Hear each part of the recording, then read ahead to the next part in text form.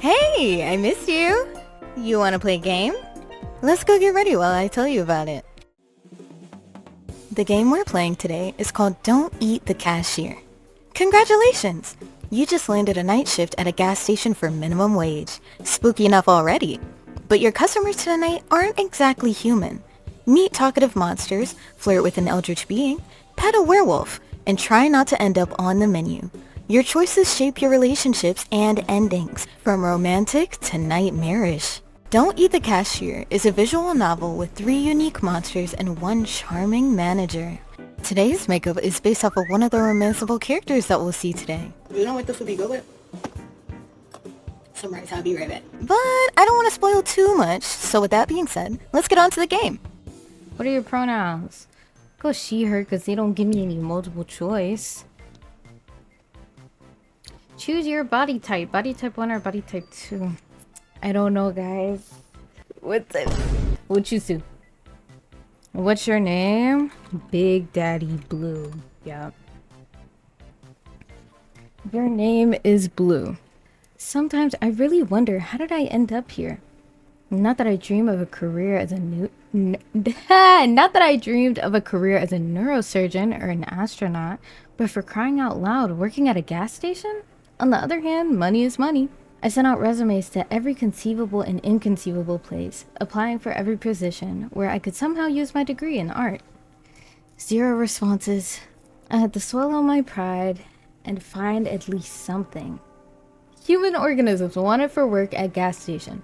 Organisms' duties include selling food for mouth silence and obedience, household tasks obeying those who are more ancient, friendly team offers, new and old faces of friends, long and different life, consumption of nourishment, juicy juices, and trips to human places. I found this note stuck to a glass of the bus stop. Food for mouths? Seriously, the guy's got a style of his own. Apparently the manager is an eccentric dude, or this is their new marketing tactic to grab attention. Whatever. People often told me that I have quirks too. And that's even if they haven't seen my fursuit. How'd you know? How'd you know about my fursuit? Well, whatever. As long as he's not a complete jerk who hits on me or makes me scrub the floors with a toothbrush. Ah, this is cute! I'm just gonna have my mouse on the screen, I don't care. Oh, he has a tie and everything! Wait, no, it's got a fire.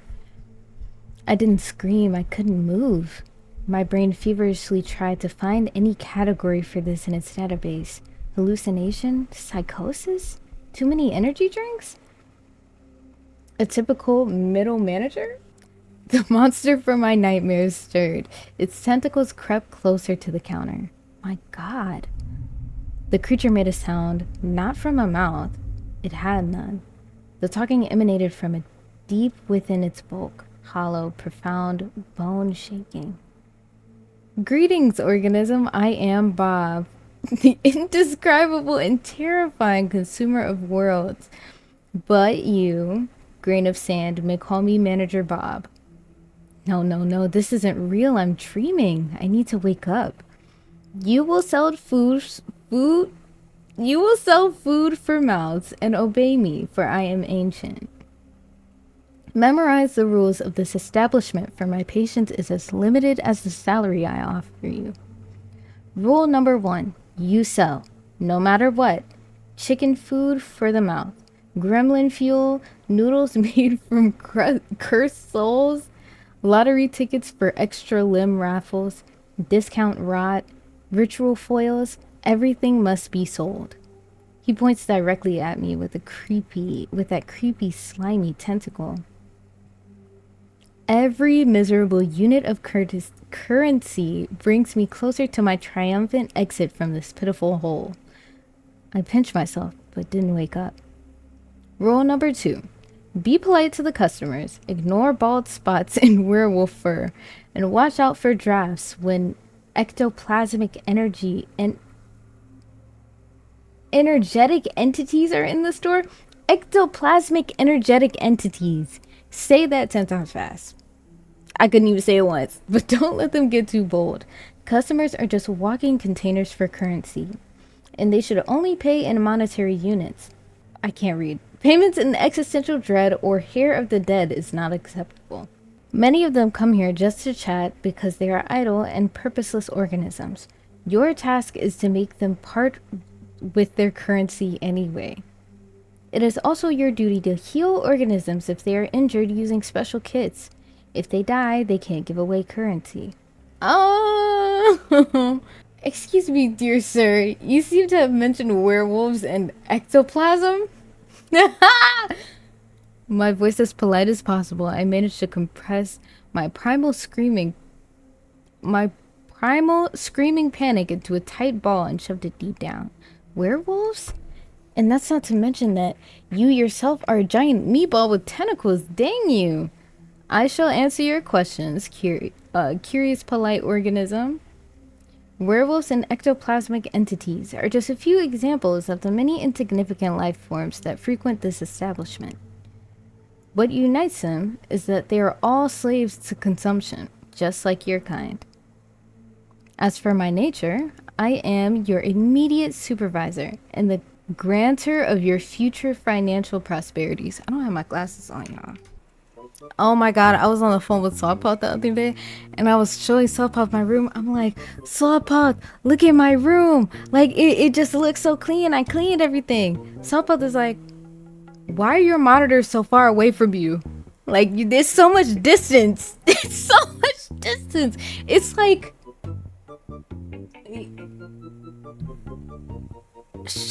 I don't think you can... Okay, what if I just... It won't even fit in the frame. It's like a little over the cutoff of the frame, which is pretty far for a monitor to be sitting. So let me scoot up and put my reading glasses on. I am at a gas station for monsters. I got a job with Cthulhu for minimum wage. This is all you need to know. That really is all I need to know. I fear any more knowledge will surely drive me insane. For the first time, something resembling approval flickered across Bob's many-eyed faces. A rare and unexpected display of the grains of wisdom that have not yet left the human species. Embrace your ignorance. Let it become your shield and direct path to the status of human employee of the month. I have to work here for a whole month? And what does the human employee of the month get? A cash bonus of 25 cents. I understand that you humans are already extremely excited about this, but that's not all. You will also have access to the elite manager's restroom for one full work cycle. During its use, there's only a 7% chance that you will be transported to a dimension of endless pain, suffering, and unimaginable torment. Truly generous. He suddenly places a jar in front of me on the counter. And the last rule, remember, organism, this tip container must be filled with money by the end of your wake cycle. If the bottom of the jar is visible, you will clean the sanitary rooms with this object in the dimension of absolute horrors and suffering for 2,510 years. I couldn't take my eyes off the fork, the potential tool of my eternal servitude. At this moment, my mind's fully capitulated. Yes, I was hired by a multi-eyed cosmic architect squid. Yes, my clients will be non-human. Yes, I'm being threatened with a fork and eternal toilet cleaning. How could anyone clean anything with a fork? The same will happen if you even think of escaping before the end of the work contract. My ocular sensorium perceives the subtlest of matters. It will detect you in any corner of this pitiful planetary sphere. Crap, I'm stuck here. I'm in a trap. Do you understand, organism? Yes, sir. Acceptable. Goodbye, organism. Good luck in your currency acquisition and button pressing. Could you show me exactly how I press the buttons? You point at the buttons on the vending machine. I point at the sticky buttons on the vending machine. Bob's center eye looks at my finger and then the machine and then back at my face. The creature sighs. The tentacle extends from his body with torturous slowness. With the drama of a pianist playing the last tragic note, the tip of the tentacle presses down. Bob waits expectantly. Got it. Your capacity for learning is phenomenal. I feel like that was a dig. This concludes the briefing. Remain as polite an organism as you are. Ugh. He didn't turn around as a human would. His tentacles simply shifted his entire mass in another direction with a soft gurgling sound as he waddled across the linoleum. Finally, he left me alone. The silence at the gas station was broken only by the hums of the refrigerators containing juicy juices and the buzzing of the neon lamps above my head. This reading thing is hard. You guys don't get it. I stood in the same spot as if rooted to the ground. My breath returned to me in a sharp, uneasy gasp. My hands were shaking. The tip jar, which I needed to fill to avoid ending up in a dimension of ancient horrors, stood proudly on the counter. Okay, so what just happened? Option 1, I've gone insane. That's the most logical conclusion.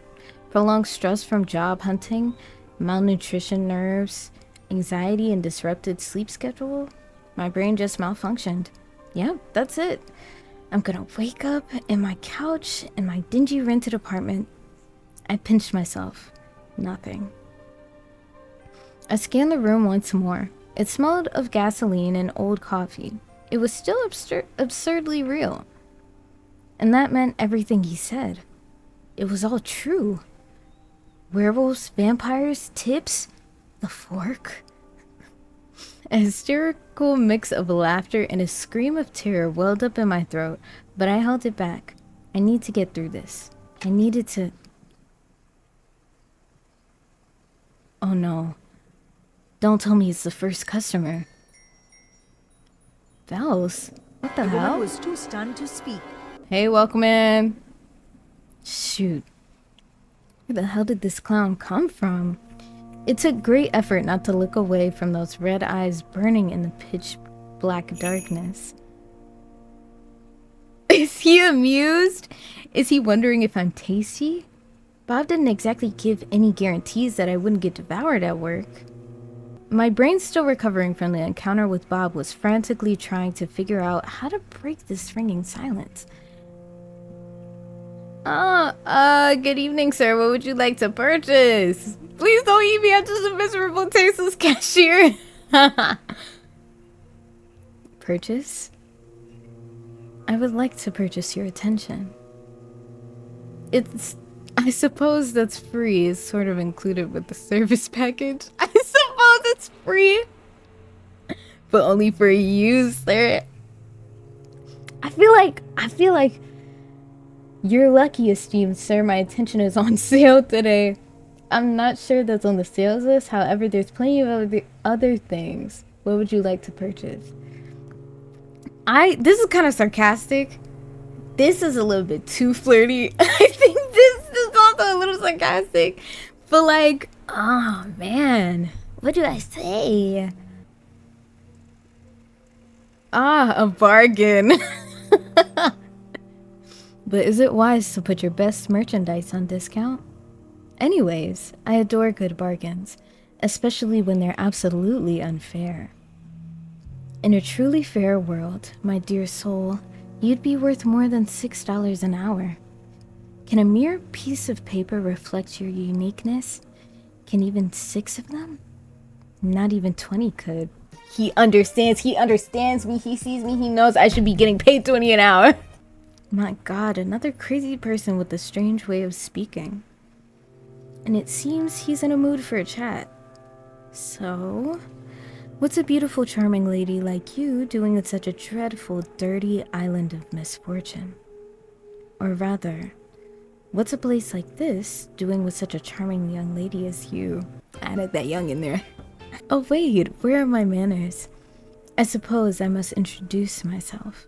I have many names, most of which are not fit to be spoken in the company of a lovely lady. The nicest I've heard is the Mad King, a title I plan to pass from me to myself for the coming centuries. However, my mortal mother named me Darren. Darren? Darren? Darren? Darren? How you say this? Child, you know I'm dyslexic. How am I supposed to read this? See, they don't know what they're talking about. Scuba, scuba. Now, may I have your hand? I will offer my hand. He suddenly bows his head and presses his lips to my knuckles. Meeting you is truly a pleasure. His lips are cold, yet a ghostly warmth spreads across my skin. So here I am dealing with a real gentleman. How lovely. Or a king, as he calls himself. For all the kings and emperors locked in their soft chambers, this one has probably found a way to escape. May I know your name? I don't immediately realize he's asking me a question still in days from that gentlemanly kiss. Oh, wait. This is actually me. My name is Blue, but my friends call me Big D. Or they would if I had any. Who said that? Who said that? Oh my god, that's crazy. That's actually really funny. But I think I'd just say that my name is Blue. Ah, my dear Blue, you are so polite. He seems to savor my name, which sends shivers down my spine. And that politeness again, as dry and bland as the rations I give my soldiers, the most creaky of all the decree I've signed. And I've signed decrees that require people to weave ropes from sand, just for fun. Mostly mice. Polite people never risk anything. No friends, no enemies. How is that interesting? Imagine how wonderful it would be if we became enemies. Those would be the most interesting few seconds of your life. Or friends. Then it would be a delightful eternity. Or lovers. Honestly, I'm ready to become anything for tips. Or lovers. Do we want to do too much? Offer him a friendly pinky. This is a friendship custom, I suppose? How charming, and how fortunate that I have a pinky too. He extends his hand. The creature and I seal our friendship pact with our pinkies. He seems pleased and doesn't plan to turn me into a toad or something like that. I feel my brain is turning into jelly. Actually, it's not that bad. Maybe I've just been spoiled by all those manga about sinister and tragic monsters. Though the only tragic thing about this client so far is his tragic unwillingness to buy my discount rot. So let's finally get to the purpose of my visit. Finally. It's completely unknown to me. Oh, for crying out loud. There's nothing interesting in the assortments of this pathetic shack. Except for you, so I'm buying your time. Let's have dinner. I'm sure you must be hungry. Oh no. I'm starving. I'm so hungry. Allow me to create a more pleasant atmosphere for us. Where'd we go? Where'd he take us? Yeah, I mean us, because we're both here. Where did he take us? I'm shivering from the gust of icy wind. He just teleported half my gas station to a radioactive dump. Or a radioactive dump to my gas station. And my jar is gone. My freaking jar. Put it back the way it was in the jar. It looks like my rental apartment now, but it smells less now. What a wonderful place for dinner. Radioactive cockroaches on the menu? Wait, that's kind of funny. I would say that. Of course, a local delicacy, pan-fried in their own radioactive juices to preserve the flavor. Crispy on the outside, still alive on the inside, they grant you the most thrilling superpowers. However, I can't go long without familiar landscape. Already ruined land makes me melancholic because all the fun happened without me. Disgusting. Allow me. this is something seemingly less radioactive. Amazingly, I haven't thrown up yet. It feels like I've been flushed twice through an interdimensional toilet. I clear my throat. Seems like I'm sitting at a table. Much better, wouldn't you agree? Couldn't be better. It's beautiful here and strange. Is this your home? Words of a true poet. Blue, my two favorite categories, strange and beautiful. This place is much more than a home. It's my cage. It's my greatest canvas for creativity. Every ugly tree, every mad toad, every eye-bearing mushroom, it's all a piece of me. A marvelous place. Except when the rocks grow legs and start running. Including those that people make their homes out of. And now you're a part of that place too. Isn't it wonderful? I'm slowly getting used to the landscape. The fireflies here are quite charming. But it'd be better without that frog with a human fate. What? I didn't see that at first. Wait, that's actually so funny. The frog notices me too. It lets out a sad croak and then looks at me with an expression of deep existential despair.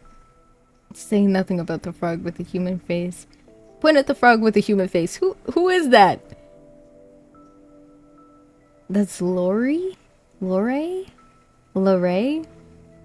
Lori? One of the brave souls who dared to challenge my authority, my dear friend, who once walked the path of adventure. However, he didn't foresee the possibility of getting turned into a frog on a whim. He even tried to wield a sword with its tiny frog legs. Fought to the end, a true warrior. Now, however, his foes are mosquitoes and bigger frogs. Tell me, dear, does he bother you? His little existential froggy crisis, I mean. Is it ruining the ambiance? He looks at me with an interested expression. Hold on, I don't want to make a decision yet. What exactly did they do? Oh my god! What did this walking sack of manure do besides try to kill me? Oh, plenty. He swung a sword blazing with righteous fury, or some such nonsense. He dared to come to my home, a world born of my shattered mind, and dictated what the natural order should be. What an audacious, vile creature. He made such repulsive noises. Clanking, grumbling, shouting, praying, threatening, moralizing. The last part was the hardest to endure, but it turns out holiness doesn't prevent frogification or chairification. I found various uses for Lori over the years of our friendship, Lorray. Oh, the fall of the great Lorray. The funniest Tuesday of this century. A Tuesday filled with pomp, irony, and croaking. Maybe you could break his spell? Perhaps he's learned his lesson. Alright, I guess I'll turn someone who tried to kill me into a frog. Got it. I would! I'll be honest. Exactly, my dear. You see and understand. It's simple cause and effect, action and reaction. He who comes to me with a sword shall leave as a frog. That's how it went, right? Oh, you truly are you are a kindred spirit, Blue.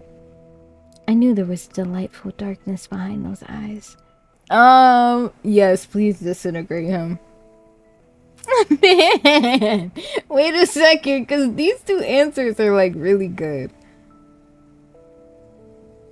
He did a lot. I feel like he should watch, because that's more torture. Disintegrating him would, I don't know, send him straight to God, and that's giving him some semblance of peace. Like the torture will stop. I want him to watch. Watch life pass him by, see us enjoy a dinner of more than mosquitoes and swamp water.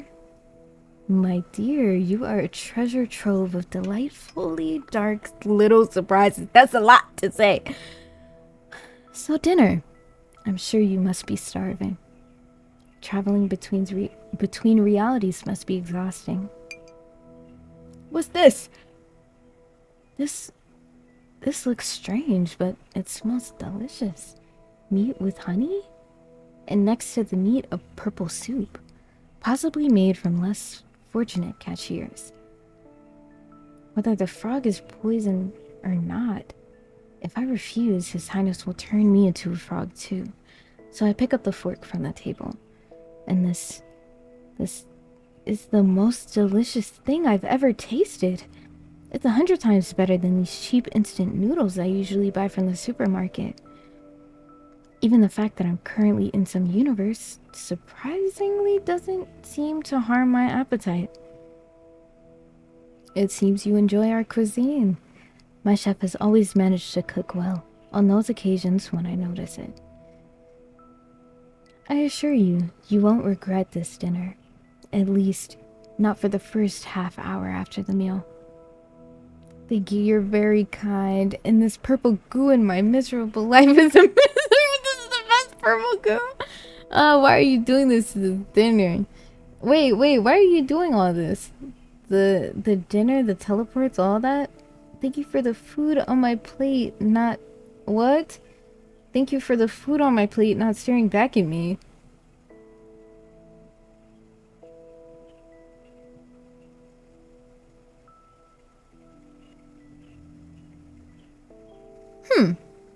These are like some really interesting, like thought-provoking questions. I need to sit on this side, I forgot.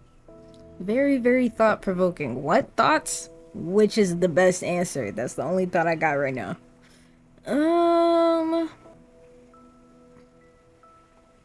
I'm merely hospitable.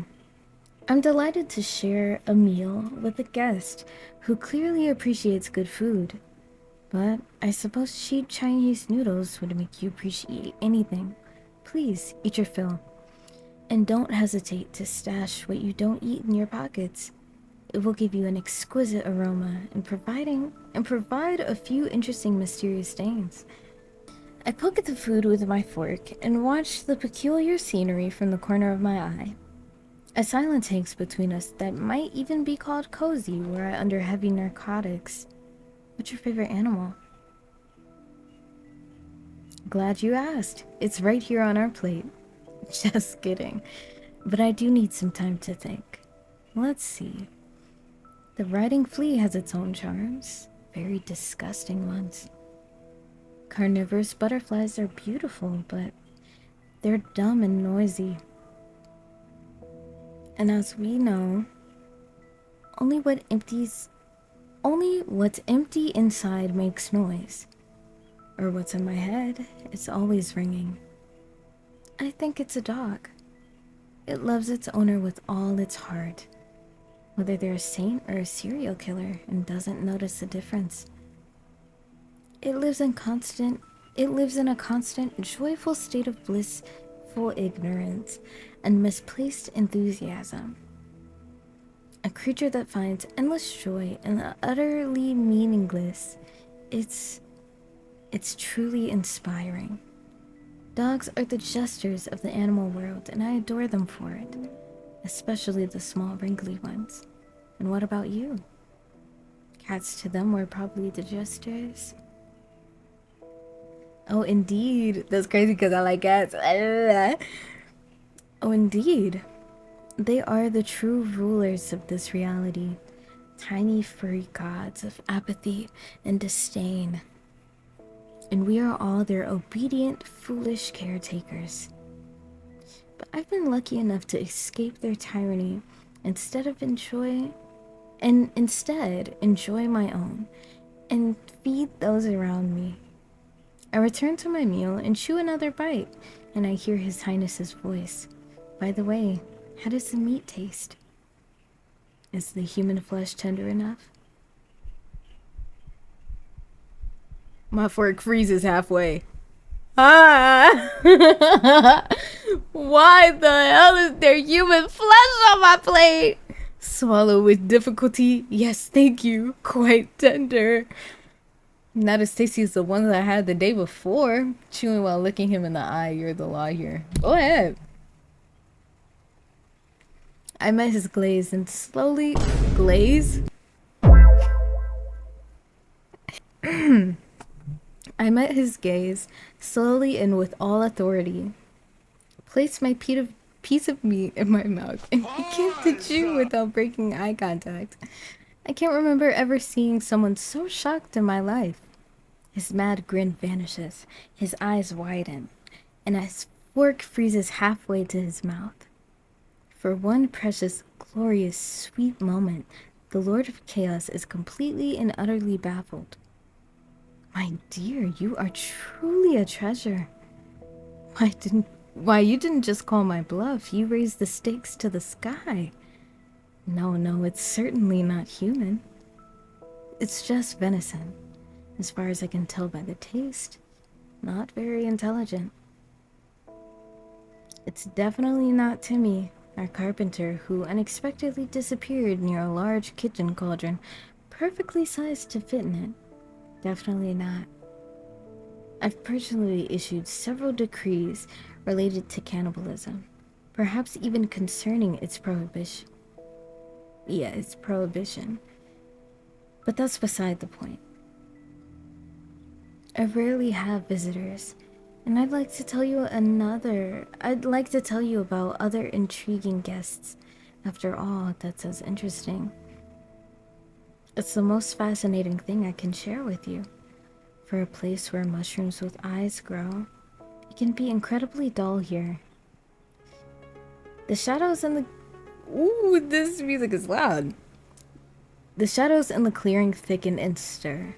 They detach from the gnarly trees rising up from the ground like black ink and spread across the wall. Dancing and intertwining, they prepare to perform at their master's whim. Behold, this incredible crooked castle, my dear. Crooked to the point of absurdity, sadly. In reality, its curves look far more aesthetic, but give the creator some leeway for expressiveness. Many brave, not-so-bright souls have tried to conquer this terrifying, dark, eerie, crooked castle. So many that it has become even more crooked. You see, the dreadful monster living there never liked being distracted from its important duties.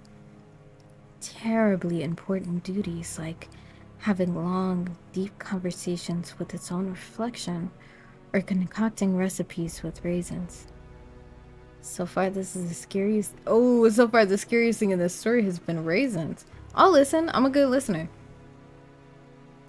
The monster was a tyrant, a menace.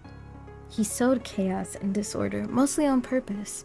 He had countless opportunities for creativity and wasn't afraid to use them. He made some people believe they were pigeons, and others that they were grains.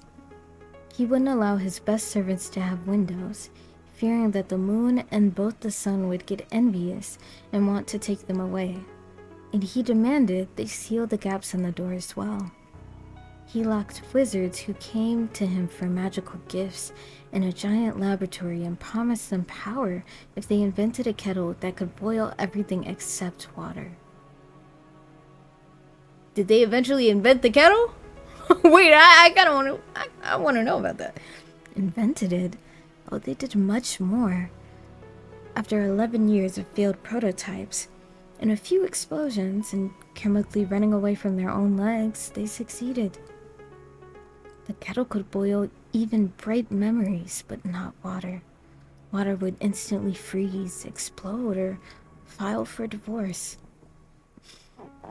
I immediately rewarded them with a new invention idea. A cup with a sealed top without a bottom. Let's see how they handle that. But I digress. But behold, a ray of light in the dark kingdom. The first hero, Sir Lorray, the righteous in all his changing, self-important glory. He took a knee to rest briefly because the rate of his righteousness was bad for the health of his poor back. Following rumors spread by the same monster, he fought his way through the monster's loyal subjects to... By the way, where did he even find them? Most of my subjects are too busy contemplating the color of suspenders for their suspenders, or lamenting their fate. I cherish them and their imperfection. Anyways, that doesn't matter. They were probably the most relentless of them. Every story needs minions. In any case, our hero descended into the Grotto of Despair. The Grotto of Tentacles? Imagine the most sinister name you can conjure. Grottos of my parents disappointed me. The Grotto of Kidney Stones! The Grotto of Despair sounds about right. Grotto of Despair, I'll do that. Indeed, it is a place where one can so wonderfully despair. Let's not get sidetracked. Into the Grotto of Despair, our hero descended to retrieve an artifact capable of defeating the Monster King. The Ring of Incredible Power. A bit shoddy crafted, but I assure you, it looks more aesthetic in real life. However, the brave knight didn't know the incredible power of the ring lays in its 400,000 pound... 440 pound weight. That was its only magical property. The only incredible thing about this ring was its incredible stupidity and uselessness. The realization that he had spent weeks of his life on a divinely heavy paperweight, and the sudden, crushing thought that he could have become a baker instead of a hero just to get some sleep. Well, it broke his poor noble mind. Not that his mind was ever intended for serious burdens. No, the knight! Yeah, to hell with you, knight! Nod beatingly and wait for him to continue. So the knight perished. But then, along came Elmer Eagle Eye. Elmer Eagle Eye! They say he earned his nickname by escaping from an enemy fortress on the third day of his captivity. He noticed that his prison cell was lacking a fourth wall. Fourth wall. Ah! Sorry. An archer of legendary skill who tried to kill me with a precise shot. Consistently. This says constantly. During breakfast, while bathing, at balls, during sleep, and even when I was devising a plan to get rid of him. The audacity. I hate just killing them. Turning them into madness is much more fun. I bestow a little curse upon the elf as well. I made it so that every time he drew his bowstring, he heard the most annoying melody to his ear. Elmer was a terrible racist. Oh, down with him! Immediately! Elmer was a terrible racist. He hated dwarves, so naturally, the melody became the national anthem for the dwarves, played in loop by a bagpipe orchestra. The pure rage it provoked derailed his aim every time. Eventually, he stormed the castle, dropped his bow, and begged for a job at my court in exchange for changing the song to anything else. He was desperate and I was a villain. Everything aligned incredibly well. Now he's my royal huntsman. The Dwarf's March is replaced with a lively elven sea shanty. And let no one dare accuse me of being callous and heartless. Now he has a salary, good food, clothing, entertainment, and a full guarantee of I missed that completely.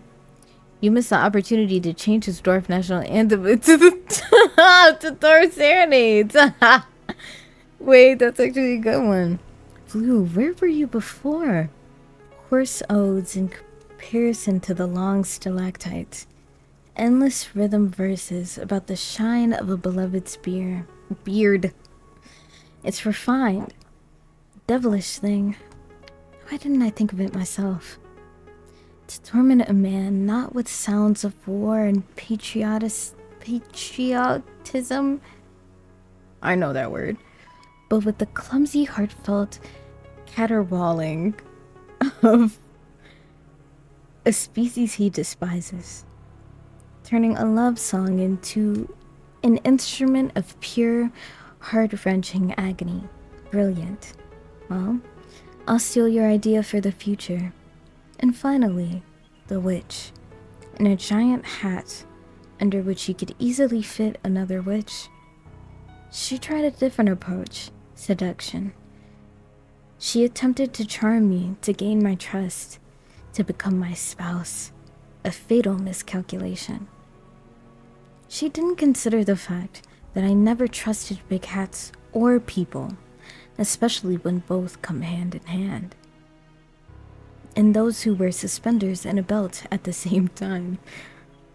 A person who doesn't even trust their own pants certainly wouldn't earn trust of His Highness.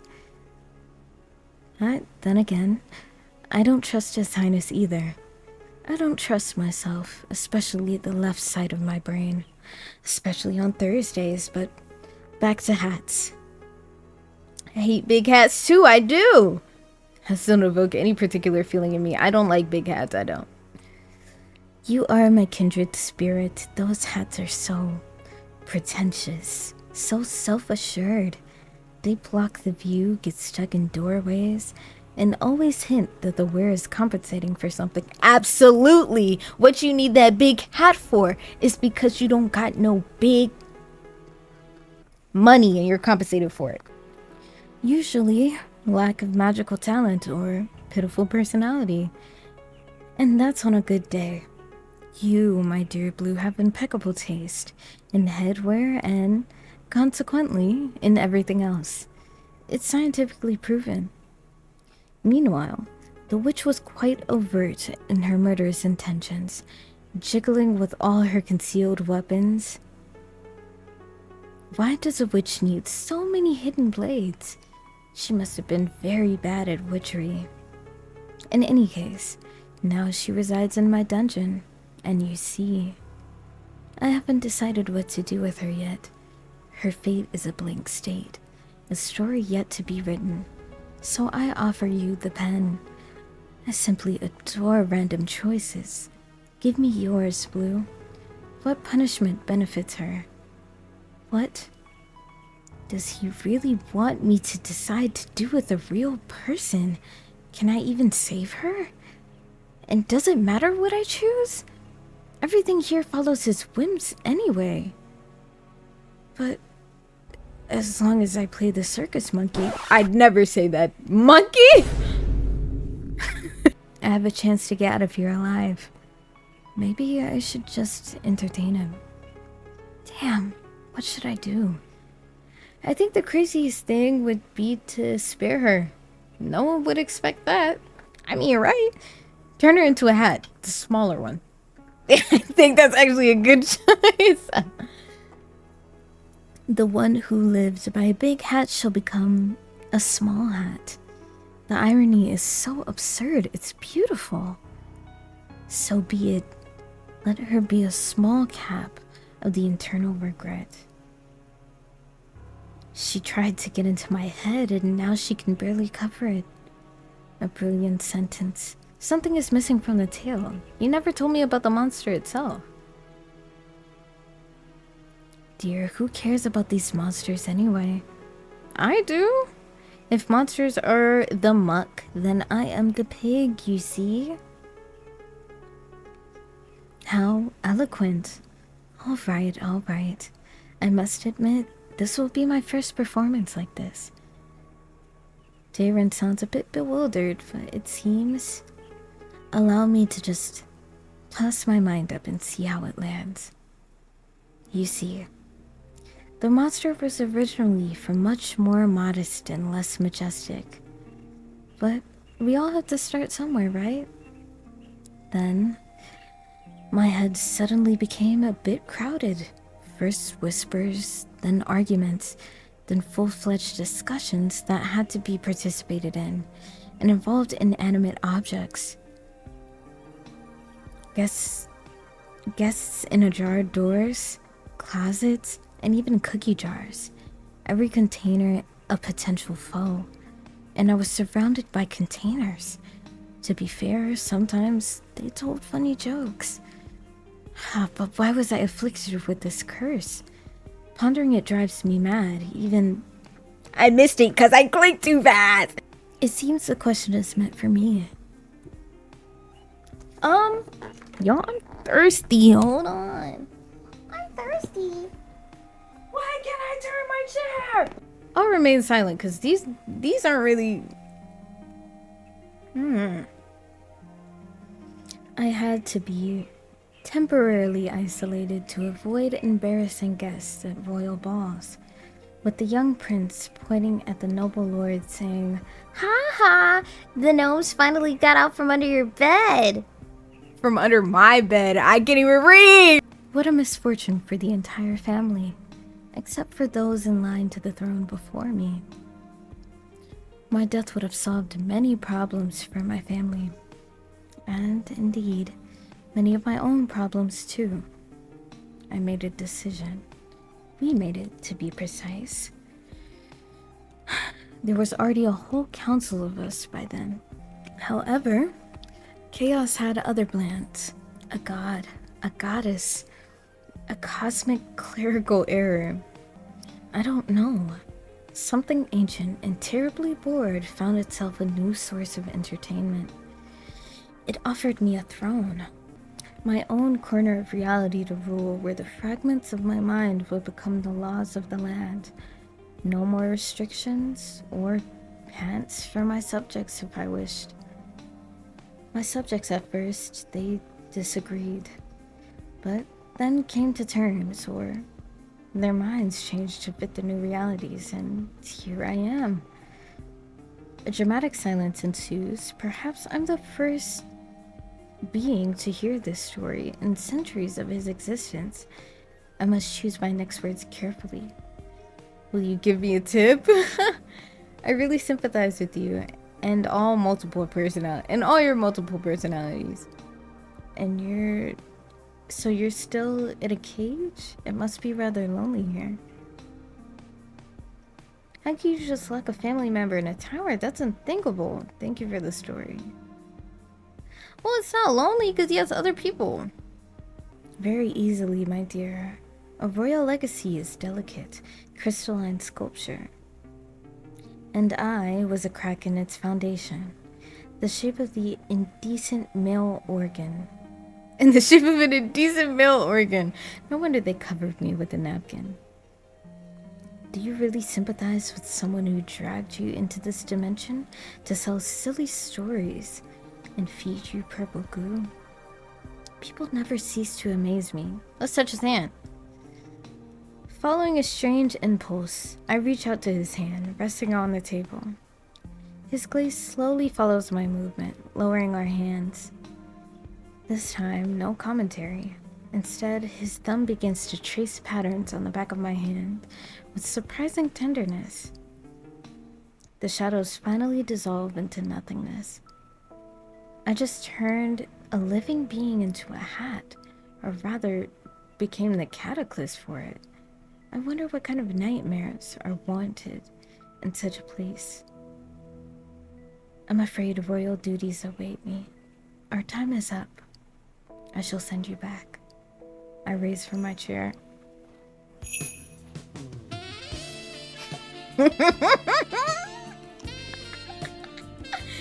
And suddenly, I feel him press against my back.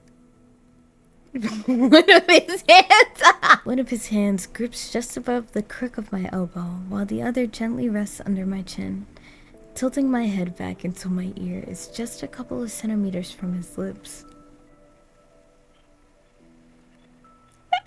But don't think for a second that this is goodbye. It was merely an overture. His voice, usually so mocking and calm, now sounds eerily sinister, and cold thumb lightly strokes the line of my jaw. I try to suppress a shiver. You are a very interesting, incredibly curious guest. Possibly the most curious one I've had in centuries. And I found that I don't want our acquaintance to end here. It's terribly unfair that you've learned a couple of my secrets and revealed so few of yours, isn't it? I can't tell whether he's flirting or threatening. Perhaps both. A bird trapped in a cage of bills, failure, and endless anxiety. How high could you fly once the cage is open? Your shift will end and the sun will rise, and you will want to head home.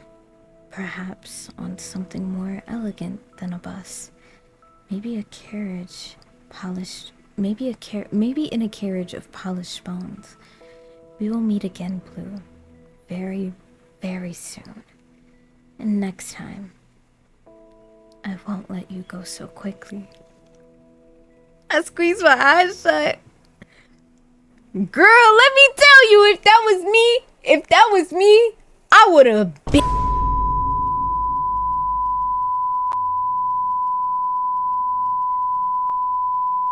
The light is blinding, even with my eyes closed. So unusual after all this darkness.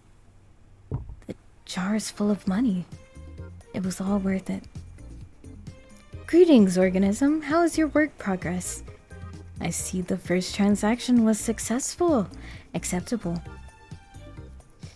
This still doesn't save you from the threat of cleaning sanitary facilities, but it's a wonderful starting point for your entire tiny life. Even more than successful, the client tried to fill the entire station with money, probably due to extreme affection for you, organism. Unfortunately, the terms of intergalactic treaty do not allow such actions, tips exceeding the amount set by the council by approximately... were disintegrated to my great regret. To my regret as well. So, a mad god from another world likes me. In some sense, that's probably worse than not being liked at all. My very first client sent me to another dimension. It nearly turned me into a cash register! Work is going well, sir.